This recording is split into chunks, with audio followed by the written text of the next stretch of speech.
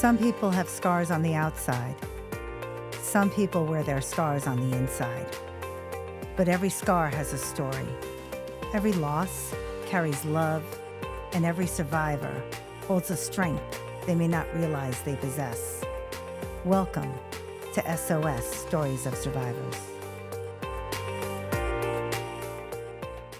Hi, and welcome back to SOS Stories of Survivors. I'm your host, Serina, and with me today is a woman who has an incredible story. Not only did she lose her mom and then her father, but then she lost the love of her life. But more than that, secrets came out. Her life was unraveled before her eyes, but yet she was able to pull it together and recover from the journey that she was on and make it something spectacular. Today, I am so honored to welcome Jean Gutierrez. Jean, welcome to SOS. Thank you so much for having me. I'm really excited. Oh, me too, me too. So tell us a little bit about who you were before your life changed. Where did you grow up? How many siblings do you have? Honestly, I had a really great childhood. I have nothing to, I thought life was pretty great. My mother and father, I grew up in Staten Island. I have a brother, a younger brother. Staten Island was a special place in its own right. Talk about I know a guy, right? Yeah. Know a few guys. So I had a great childhood. My dad, I was definitely a daddy's girl. Baseball was our thing. I used to play softball. I used to go to all my dad's games. We were really close. I would say my mom, we were closer, but there was some emotional unavailability with her. But overall, I had a great childhood. And yeah.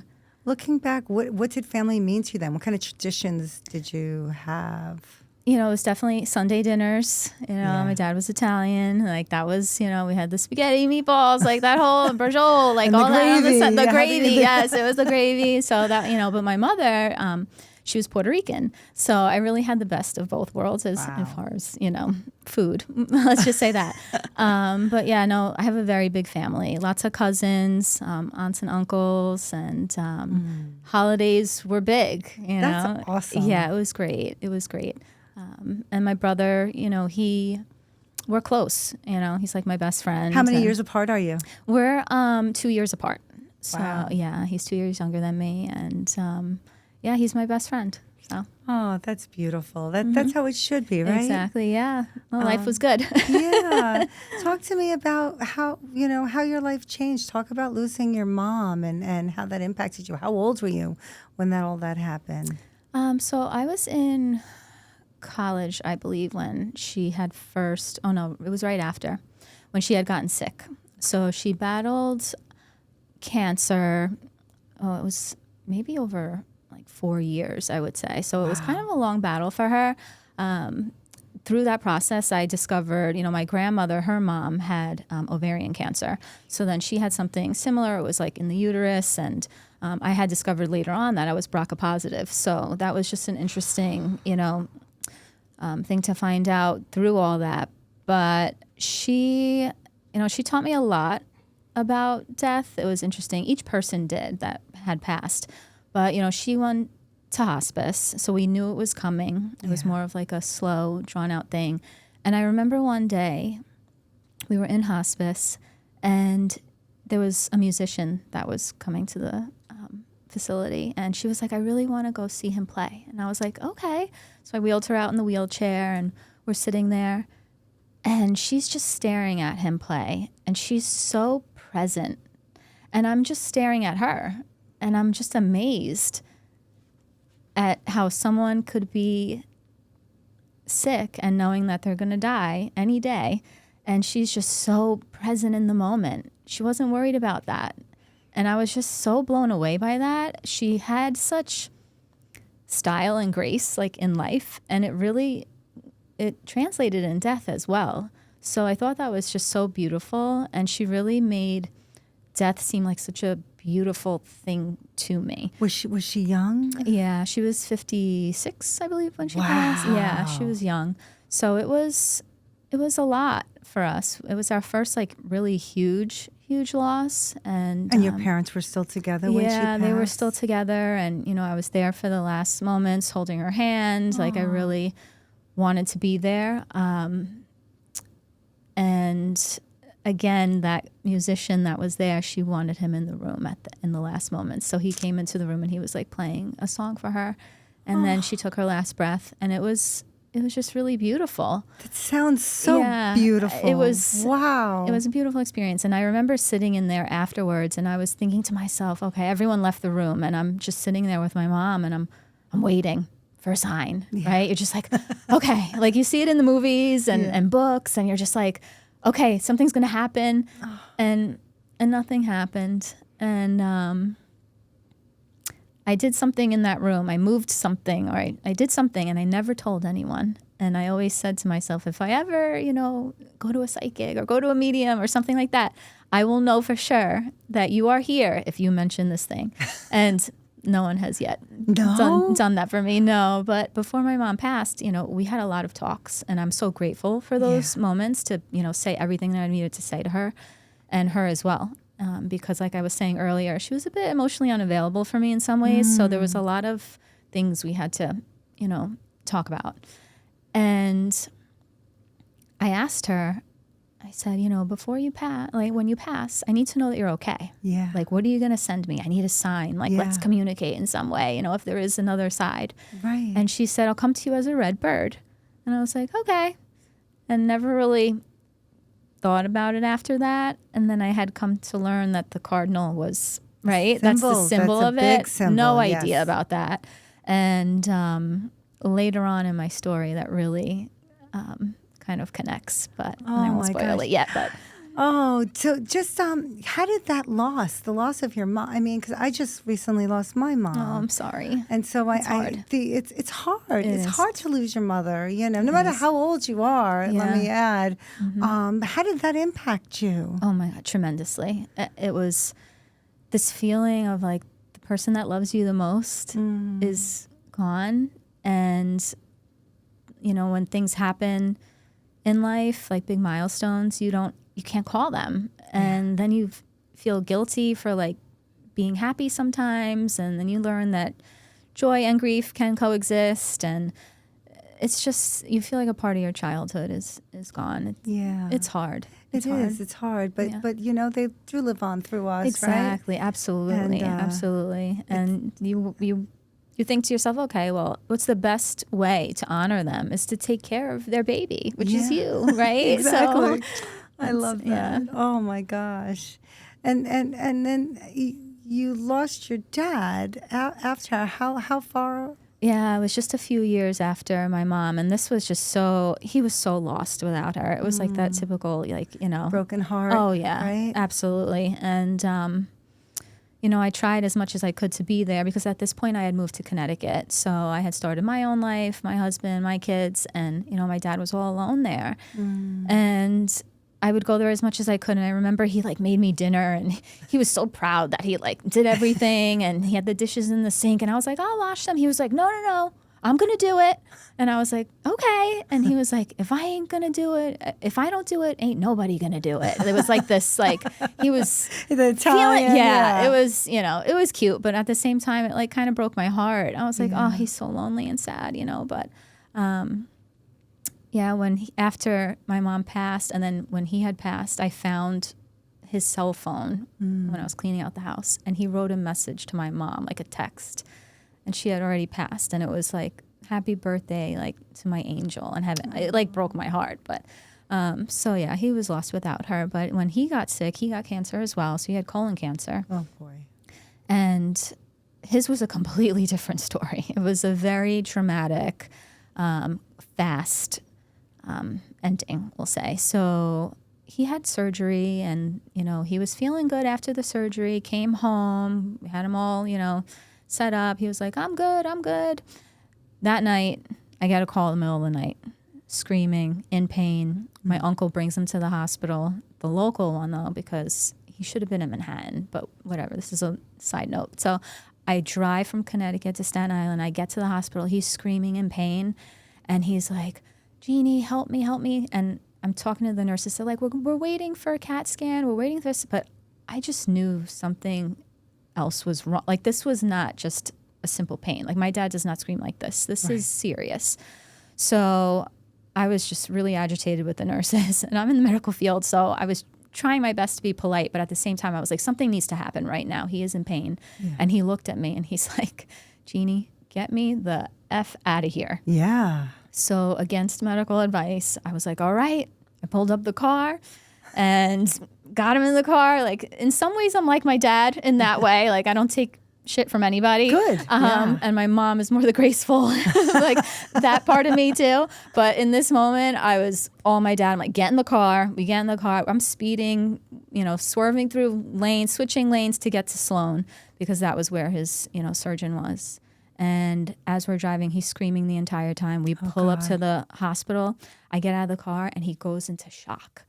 And I don't know if you've ever experienced that, but I had never experienced seeing someone go into shock before. It was terrifying. He was frozen in a way that I couldn't move his limbs, and he was like shaking. His eyes rolled back. I thought he was dying right there on the street. So I'm screaming in the middle of the street in Manhattan. Help me! Yeah. And everyone's just walking by. No one, you know what I'm saying? Exactly.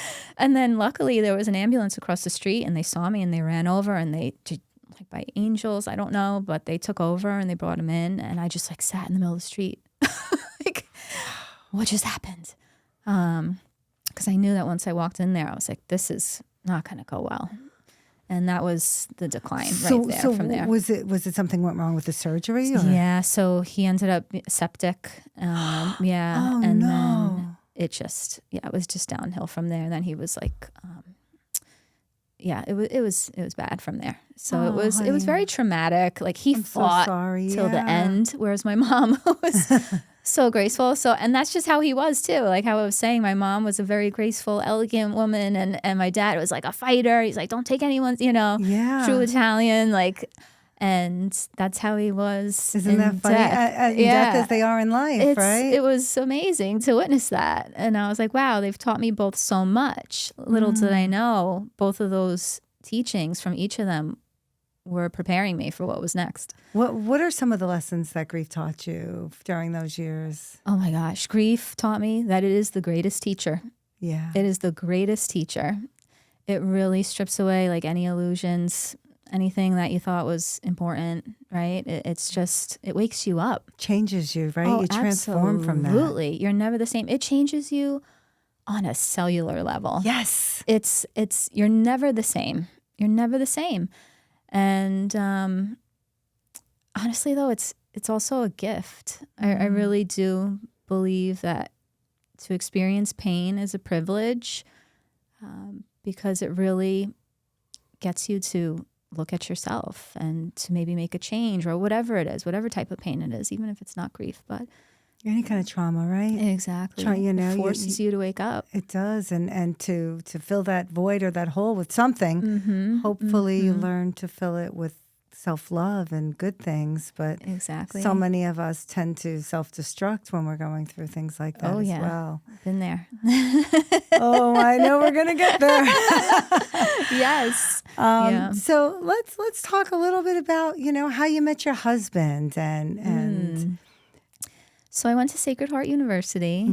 I had the best years of my life there. Wow. And I had met him there, but he did not go to the school. So I used to bartend, and I was just having fun. I was free. I was like, I don't want a boyfriend. I'm good. I have my friends. And he would come into the bar every single night.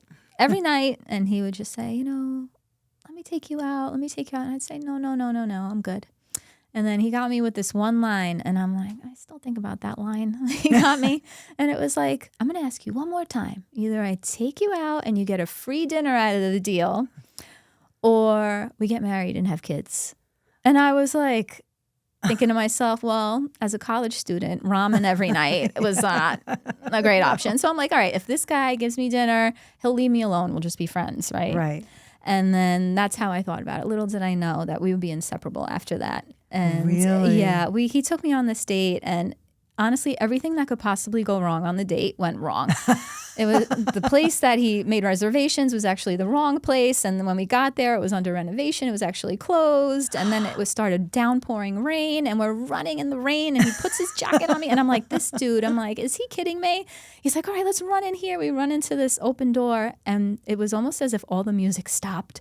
It was this salsa club. Wow. And we both didn't know how to like salsa. So I look at him and I'm like, do you know how to salsa? He's like, no, but you want to dance? And it was like a professional, like they were the real deal. And us, we're like stepping on each other's feet and we were just having so much fun.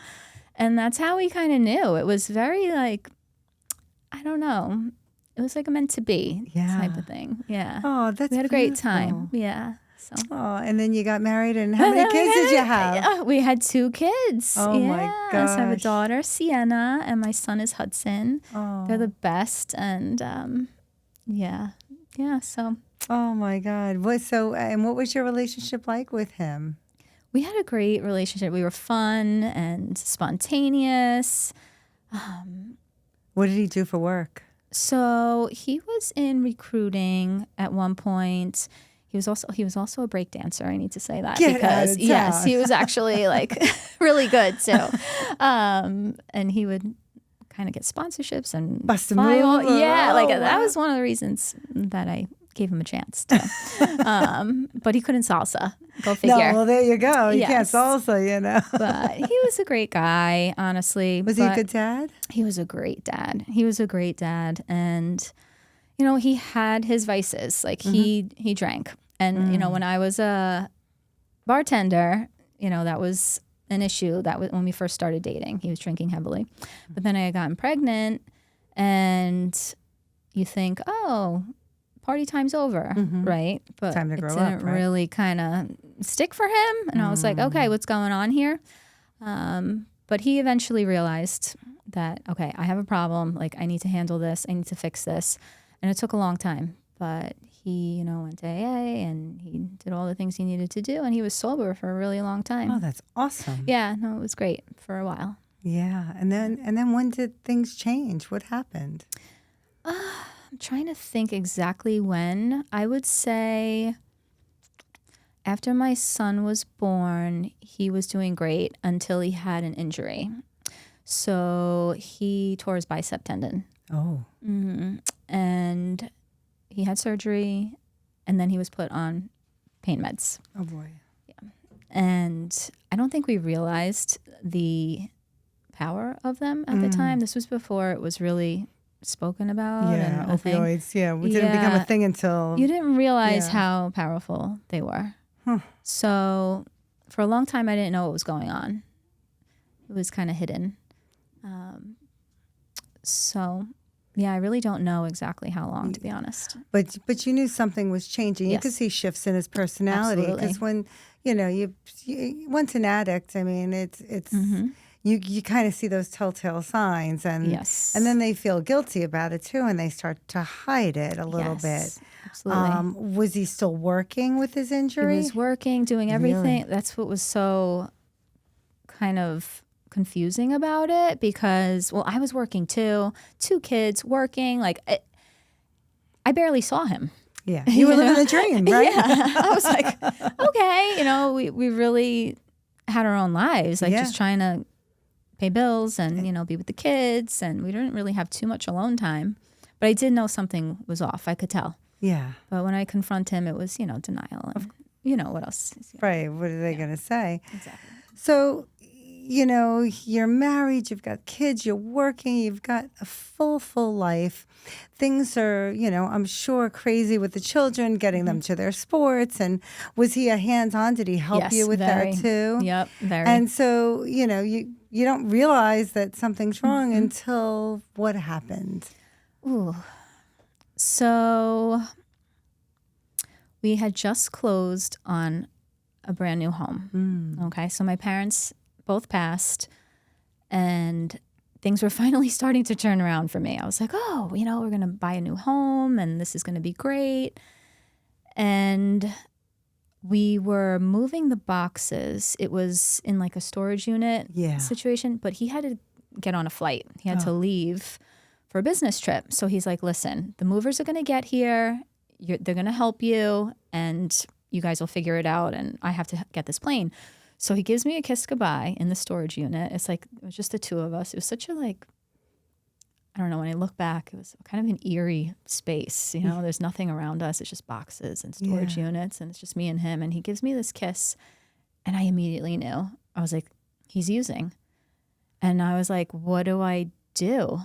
I didn't know what to say. Like, it was supposed to be a happy day. Yeah. And he was about to leave. So I'm like, okay, what's the point in fighting right now about this? Like, I'm just going to deal with this when he gets back. Right. You know, I had been there before, like, you know, with the ups and downs with him. So I was like, I'm not going to ruin my happy day because of his Now, what gave actions. you the taste Women's or whatever? Yeah. intuition. Intuition, yeah. Women's intuition. You just know. You know. Oh my gosh, you just know. And I remember sitting in the car and he leaves and I'm just sitting there by myself looking around like, what am I going to do?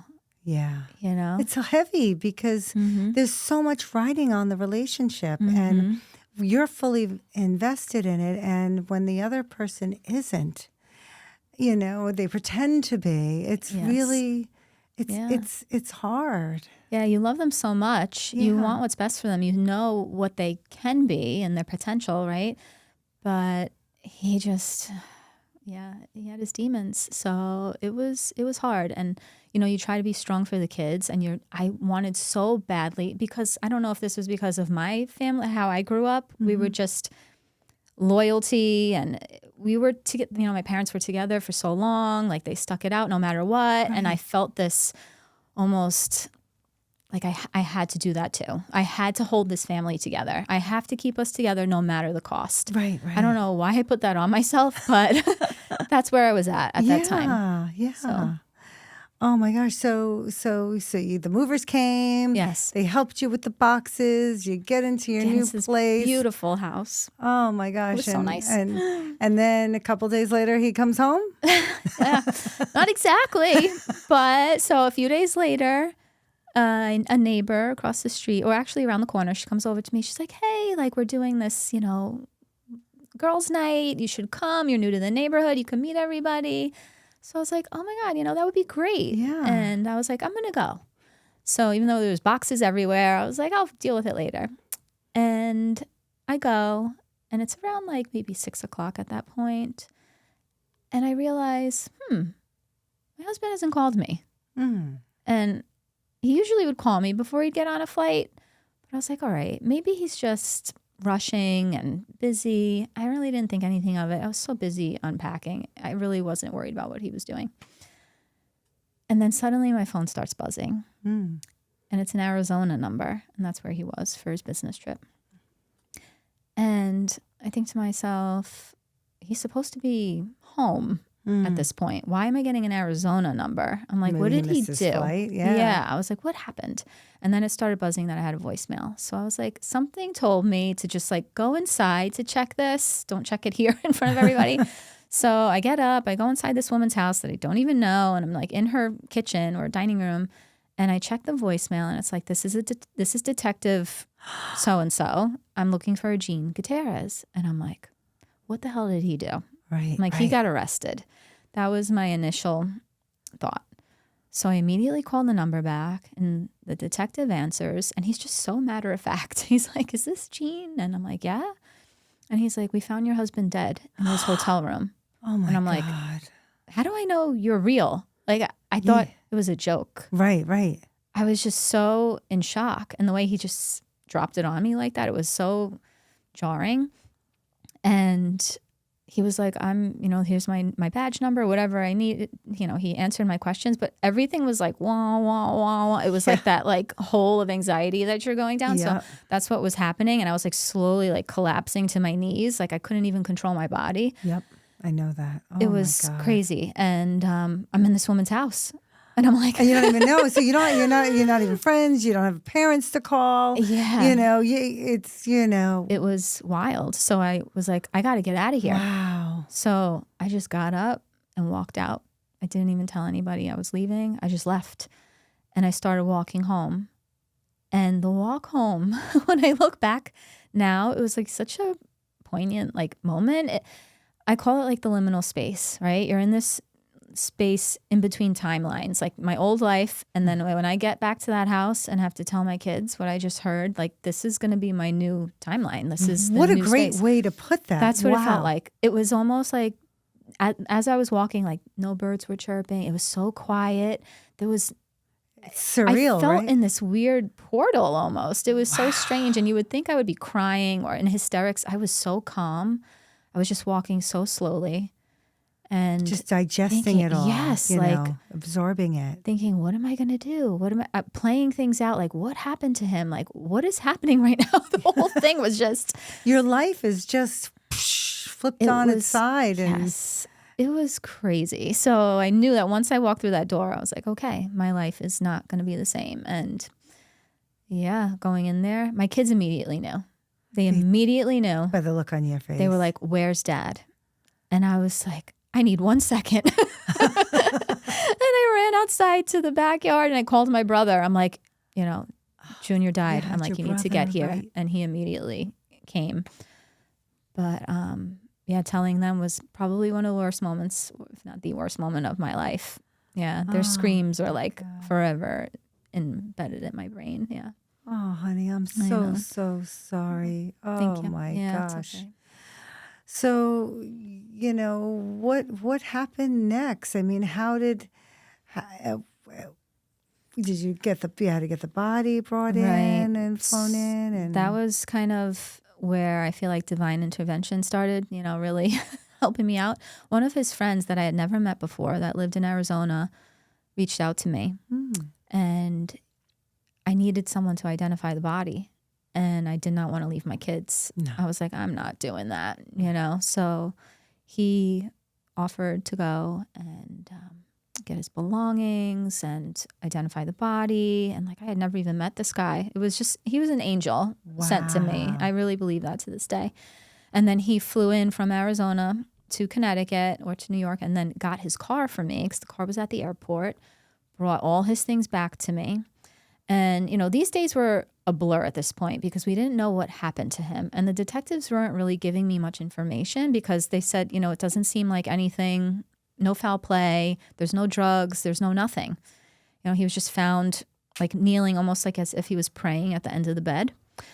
Wow. And I was like, this makes no sense, you know? So, and that was it. They just like kind of closed the case. And I was like, that's not enough for me. I'm like, you're talking to, you know, I love detective shows and criminal. I was like, all right, that's it. I need to turn this mode on. So I was calling the hotel, getting video camera footage. I was, you know, interviewing everyone at the hotel. So like, they didn't do an autopsy? They did an autopsy, but just an initial one. So the initial was that his heart just stopped, like he had a heart attack, and then they were like, oh, a brain aneurysm. And then I'm like, well, what is it? Right. And I was like, but what caused that? I'm like, his 40th birthday was just a few days after he passed. I had a whole 40th birthday party, surprise party planned for him too. So that's a whole nother thing, but it's a sidetrack. So I'm on this mission. I'm like, I'm going to find out what happened to my husband, right? So Rich comes with all his belongings and we have the funeral the next day and he arrives and he gives me his phone. I'm like, I need that phone because that's going to give me the answers. Yeah. And I open it and I discover that my husband had been cheating on me Oh, no. with prostitutes. Oh, my God. And he was with a prostitute the night before he passed. So then I'm starting to really, I'm like, okay, now I'm spiraling. Wow. I'm like, everything I thought I knew is a lie. So, and I have to give his eulogy the next morning. Oh, my God. So I'm like, I'm not going to look at this right now. I'm going to close the phone. I'm going to put it away and I'm going to deal with this later. I was like, because I have to come from a place of love tomorrow. I cannot be up there angry and, you know. So I kept it to myself. I was like, I'm not telling a soul. Wow. And I got up there. I don't know how I did it, but I wrote that eulogy the night before, actually the morning of, because I was up all night. And I delivered that eulogy. And I don't know how I did it. I really don't. And then from there, you know, we're brought to the crematorium and they escort me in with the casket and they leave you alone in there. And I'm in there with him And I'm thinking to myself, everyone's outside. And I'm like, they must think I'm sad and I'm crying. And instead, I'm like, I'm angry. Yeah. I'm so angry. I bet. I would be livid at that point. Yes. Forget about it. I wanted to push him into the flames. Exactly. Like the thing opens, the gate opens, and I'm like waiting and watching. I'm watching it go in the entire time. And I'm like, I was angry. It almost felt like sadistic. I was like, am I okay? Like, is this? Probably not at that moment, you know? Yeah, it was scary. But that's like, understandable. My behavior. Like I was a little concerned about myself, the way I was behaving. And the guy, I signaled for him to come in. I'm like, put him in there. Like, let's go. I was so disgusted. Wow. And yeah, that was a very complex day emotionally. Oh my gosh. So you put him to rest. Yes.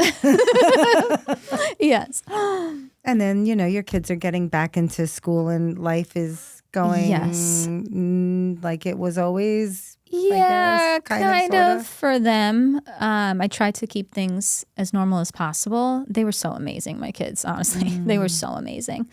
And we're so close. I love them so much. So anyways, but they would go to school and I was on investigator mode.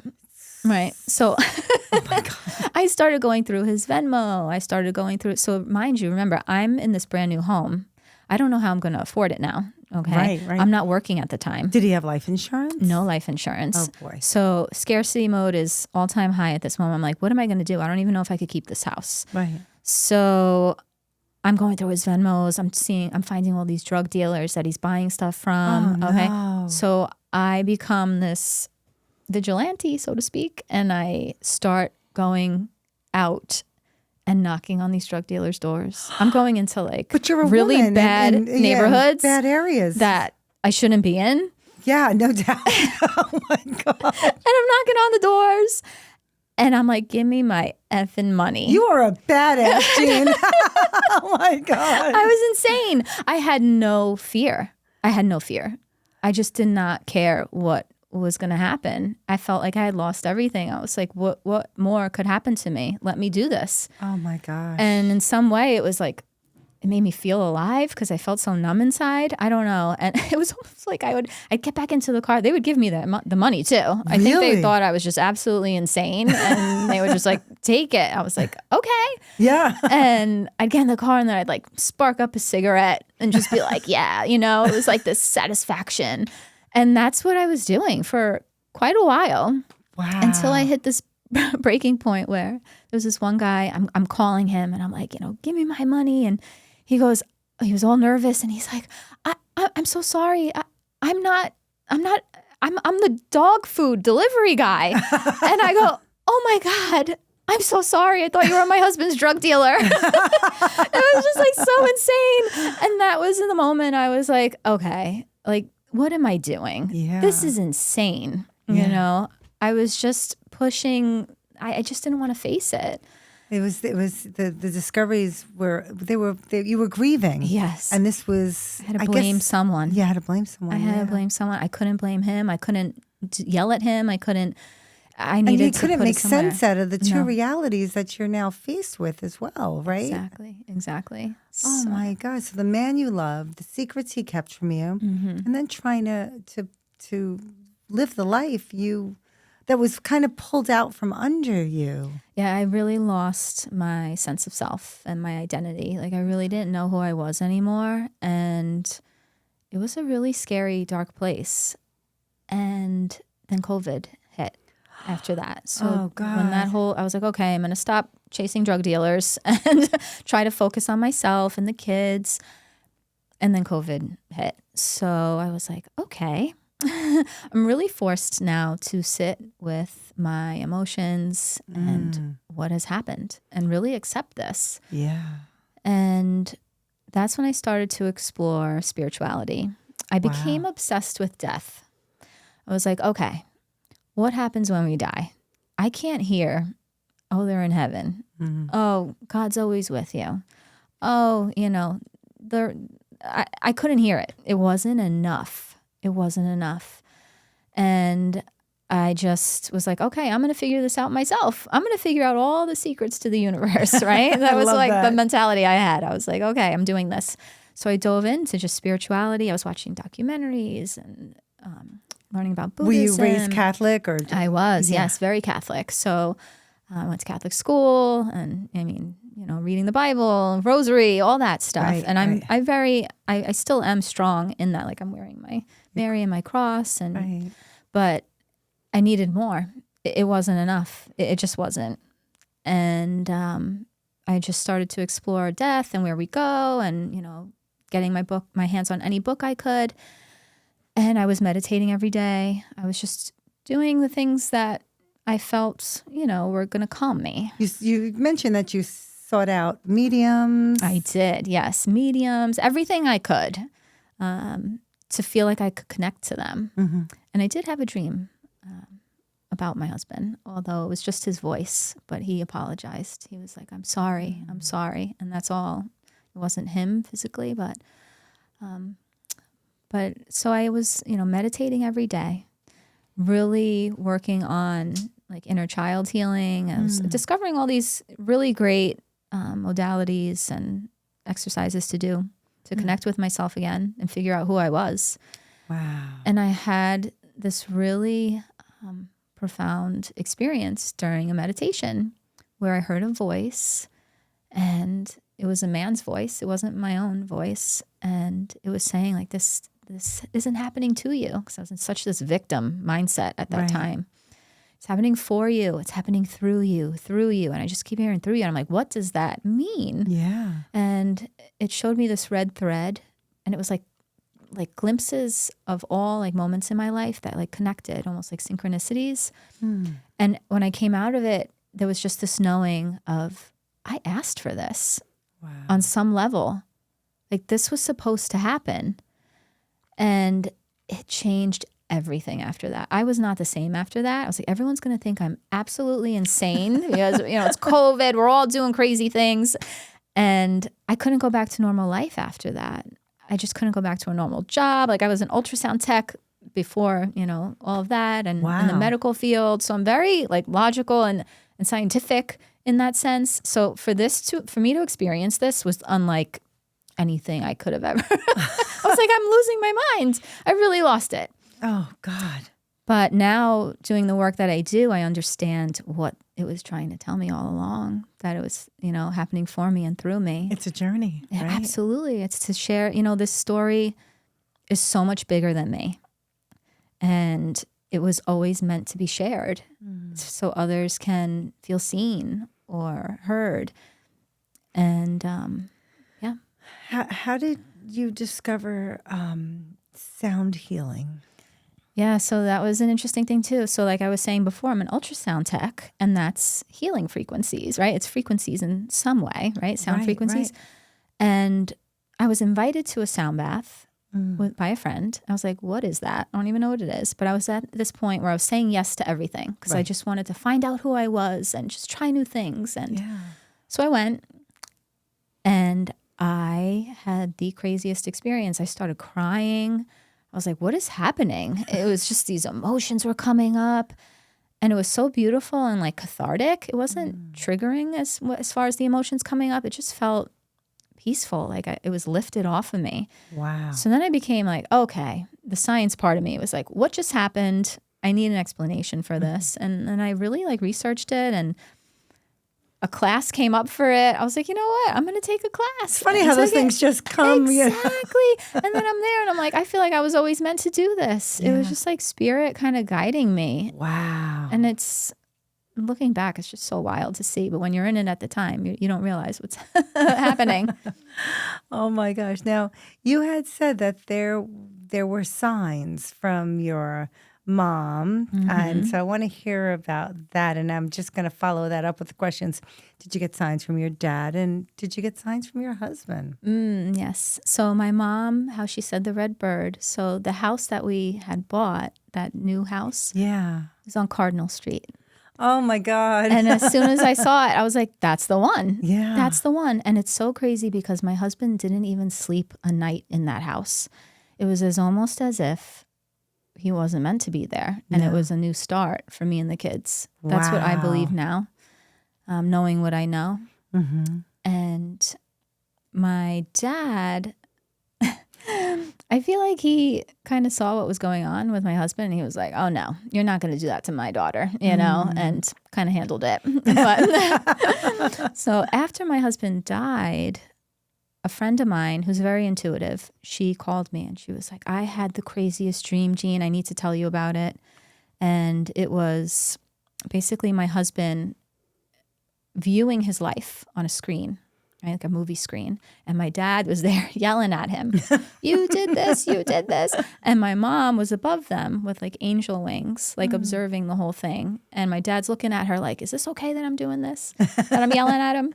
And she's like, yes. And I was like, that's crazy, because like she didn't really know my parents or them, you know? Yeah, and she didn't know the story of what happened. It just like resonated very much. I was like, wow, she tapped into something, because she didn't know about what was going on, what was found out. Why would she think that my dad would be yelling at my husband, you know? Right. So she was tapping into something. It was pretty beautiful. So. Oh my gosh.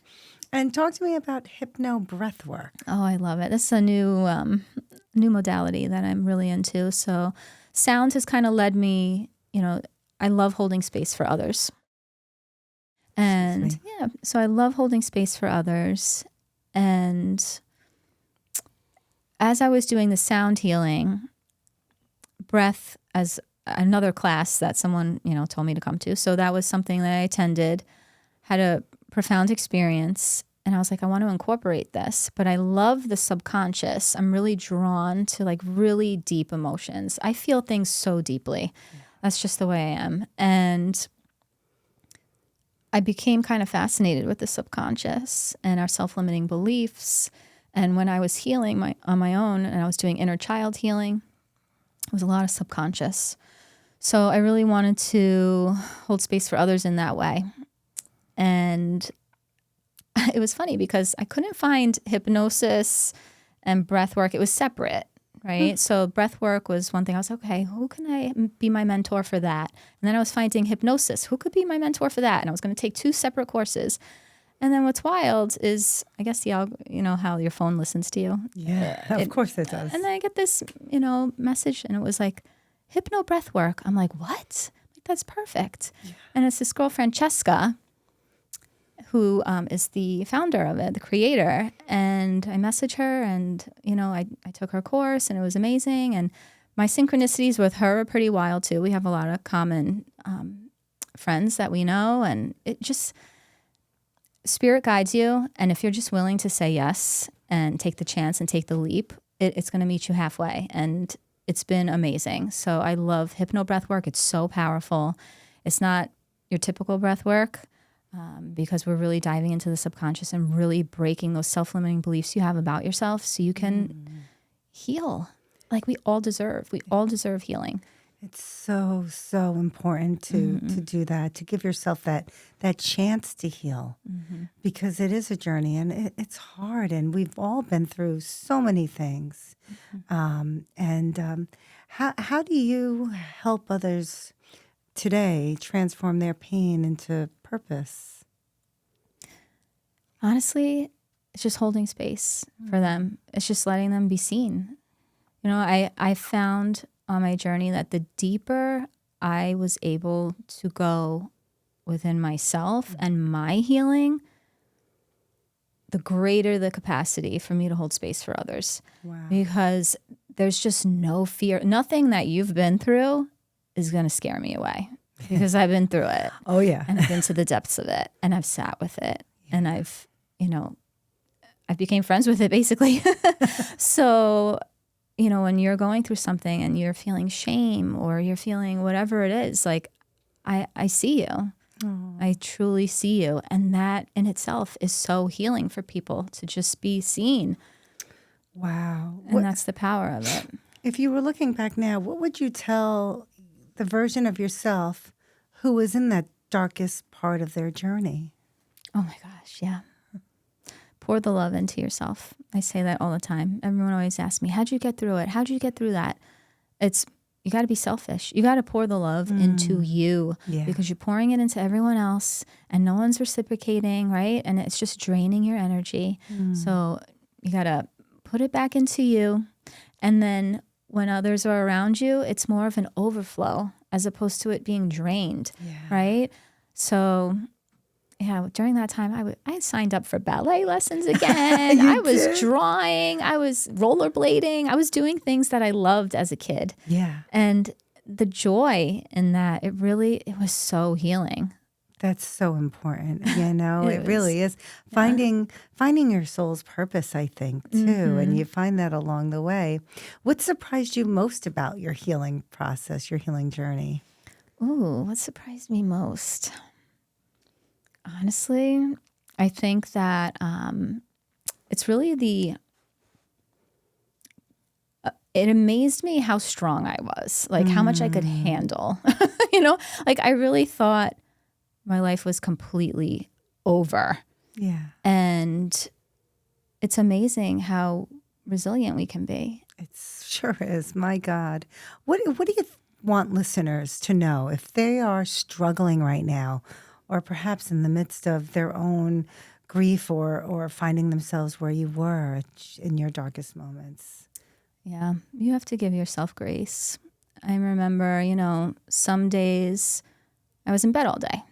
And some days I was, okay, I'm going to do something for myself and shower today, and then some days it's really just that whisper to yourself, like, I'm going to try again tomorrow. And there's so much strength in that, even though it doesn't seem like it, because today you see all these aesthetic healing. It has to look pretty and, do all these things. Sometimes it's, you crying on the bathroom floor and you're just like, okay, I'm going to try this one more time tomorrow. Like, I can do this. I can do this. It's a new day, right? Yes. And that's powerful.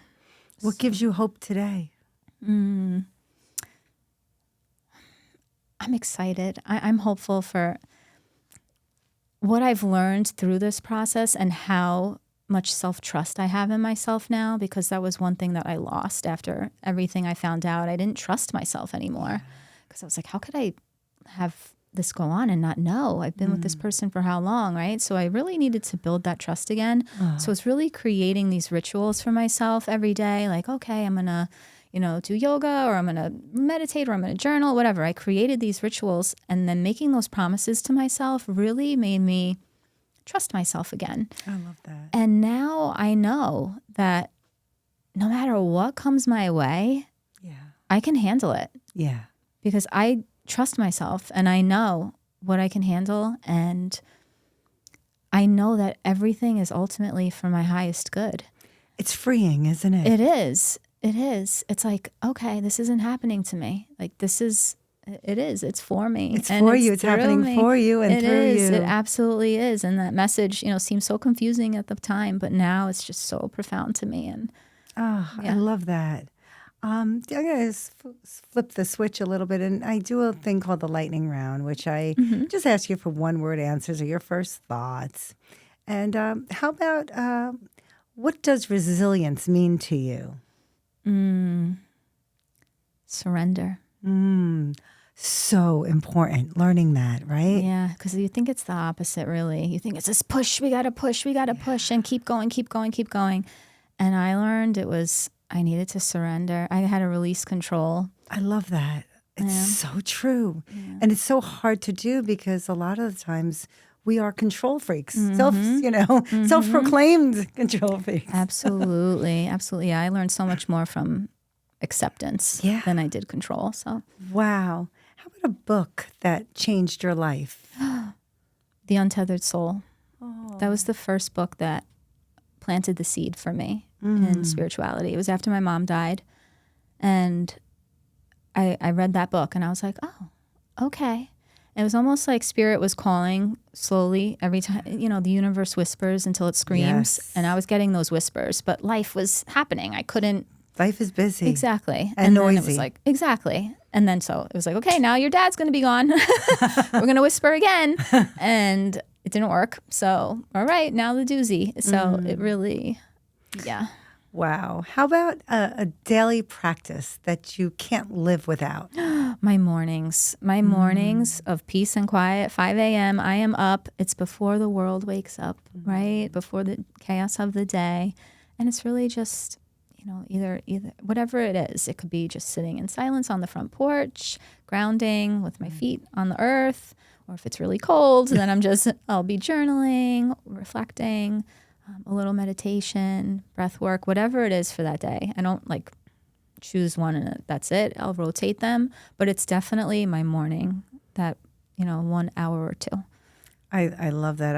I think that's so awesome that you take that time for you. I have to. Yeah, it's so good. Is there someone who inspires you? I inspire me, honestly. That's awesome. That's great. I'm my own. Honestly, it's my inner child. That's my muse. Yeah. I just want to make her proud and make her happy. Aww. And I just think of that little girl, in my bedroom, had big dreams and believed in true love and thought, the world was so, beautiful and I want to give that to her. I love that. Yeah. That is so beautiful. Really. It's that inspires me. That's just, you don't hear that enough, where people take that youth, that child, that inner child, and want to make that child proud. I think that's beautiful. What's something that you wish more people understood about healing? It never ends. Yeah. Yeah, no, it's not linear, and I'm sure you've heard that. Everyone's heard that. It really is a spiral. And that, when something comes up again for you, it's not that you're not healing. You're not going backwards. You're going deeper. You're really looking at it from a different lens now. It's the next level of what it is, the next layer. So I would definitely say that, because there's been so many times, where something will come up and I'll get triggered again and I'll start crying and I'm like, oh, I thought I healed this. What is going on? Right? Yes. And you get frustrated with yourself, but you can't. You have to have grace. You have to realize okay, I'm going deeper. I'm ready for the next level. It's eye-opening. Sometimes I'm like, wait a second. I didn't expect that emotion to come out. Exactly. And that's okay. Yeah. We're here for the human experience, to feel all the things. Imagine we didn't feel any of these emotions. It would kind of be, you can't know happiness without grief. You can't. Yes. You just can't. Yes, that's so true. It can't be linear, because you wouldn't appreciate the good times. You really You didn't wouldn't. go through the bad times, Yes. right? Oh my God. I see life so much different. The lens through life now is completely different. I'm such a different person. Yeah. Right there with you, girl. Right there with you. Don't you almost appreciate it? I'm almost grateful for everything I've been through. Every day I say thank you. And, Mm-hmm. as horrible as what the circumstances that can surround you are, to know that, not that you were a bad person before it was just different. Yeah. And when you come through that, I love this. I could talk to you for hours. Fill in the blank. I am most at peace when. I would say my mornings. I'm most at peace when I'm with myself, and just sitting with myself. I love that. What is your message to the world? The good, the great, the bad, and even the devastating are all ultimately for our highest good. That's it. And if you understand that, and you really embody that and know that in your soul, in your bones, then you're unstoppable. You really are. It's so beautiful and so well said, Jean. Oh my God. Listening to your story just reminds me so much of a lot of the feelings that I felt from losing my son, Scott. And he continues to shine his light on me and through me. And I would love to share one of his poems with you. Oh, I usually love that. close every show with one. So this one is called People. It says, people mess up, make mistakes. And is that because they don't know their place? Everyone will only view you as the way you project yourself, the way I say you protect yourself. I used to be sensitive. I'd cry all the time. I couldn't even lie. But then I figured out how to stay alive. Play on the other side. I covered myself in a shield of confidence so people didn't make me feel bottomless. People are more complicated than they seem, for you don't know if that person you see is really your friend or if they're just a dead end. To no contend, everyone wants friends, those who will love them to no end. And you won't know if that person standing in front of you, saying they'd lift the world for you, really even loves you until they leave you because they found more people to hang around, leaving you askew in a hole that you can't climb out of because all your energy is in pursuit of why they dropped you instead of how this proves they don't deserve the true you. It just... Wow. He just 15 years old. He had such a deep soul. Oh, yeah. Jean, thank you so much for sharing your story so openly. You are one beautiful soul inside and out. And I'm just so grateful that you're here. And how can people reach out to you if they want to learn more about you? So best way to contact me is on Instagram. I am The Woke Widow, and you can check out all my offerings on there. I do so many special events, and thewokewidow.com if you wanted to book a birth chart reading with me or hypno breathwork session or sound healing. That's where you would book that. So, and hopefully my book, The Woke Widow, will be out this year. I'm working on that, my memoir. That's so exciting. Keep a lookout for that. Yeah. Oh, we definitely will. And thank you for joining us today on SOS Stories of Survivors, where survival sparks the soul. Until next time.